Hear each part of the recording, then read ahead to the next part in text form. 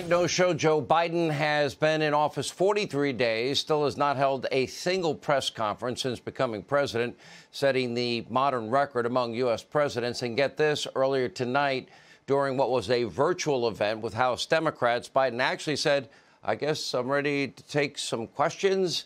And then, well, this happened. Take a look.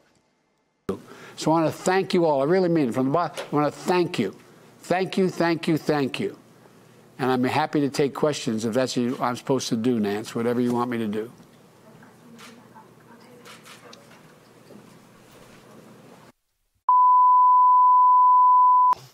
You can't make bars and tone. You can't make it up. So what message does Biden's absence send to foreign leaders? Do they see what I've been saying I see? A different Joe Biden from even 4 years ago, or Biden debating Paul Ryan 8 years ago? What message does it send to our allies? What about our enemies? There are a lot of them. What about our geopolitical foes? Because remember, as we learned last week, Kamala Harris now reportedly taking the lead on holding all the one-on-one calls with foreign heads of state, raising even more questions about Joe Biden's ability to carry out his duties and responsibilities as commander-in-chief. One report today saying he likes to get to bed and up to the residence, get ready for bed at 7 p.m.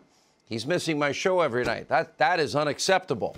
Here with reaction, former Secretary of State, now Hudson Institute fellow Mike Pompeo. I loved your speech, by the way, when you were talking in your speech at CPAC, and you say, yeah, the Iranians hate my guts pretty much, and yeah, the Chinese, they don't particularly like me either. I'm like, okay, I like Mike even more than I did before, if he has all the right enemies, apparently. Sean, thanks for having me on the show tonight. Yes, the Iranians, the Chinese, and the New York Times, a long list of people who didn't think much of America First foreign policy that I led under President Trump's direction. That's okay. We took good care of America, and I watch what this administration appears to be doing. It looks like a blame America First pattern that's already begun to take place. A few things are really scaring me. I want to talk about very specific examples. But first, and feel free to disagree with me, the Biden I see today compared to 4 years ago, compared to 8 years ago, I see a very different person. I see somebody I would describe as weak, frail, and as I've been saying and getting criticized in the media, as struggling cognitively. Not a medical diagnosis. He gets lost a lot. So my question is, if I'm right, do foreign leaders like hostile actors like Putin, hostile regimes in Russia, hostile regimes in Iran, China, North Korea, mullahs in Iran, President Xi, Kim Jong-un, are these people that study the U.S. president looking for potential weakness? Is there a possible vulnerability here, or am I way off track? Sean, world leaders and my counterparts all across the world are watching very closely. Senior leadership all across the world. They watch every statement that is made. They watch every move. They see what their patterns are like, the kinds of behaviors they exhibit when times are tough and when the pressure is really on. And so you remember, President Trump would be out there. He talked to the media all the time, probably more than any modern president. He was out engaging with the media on a broad range of topics, wide open. He'd take questions from just about everyone. When a leader can't do that, when they can't take questions, when they can't explain the policies that they're engaged in, when they seem to be hiding behind whether that's staff or just the fact that they don't have time, leaders watch that, they wonder, and you'll see. You'll see when the United States exhibits weakness, it creates real risk for our soldiers, sailors, airmen, and Marines all across the world.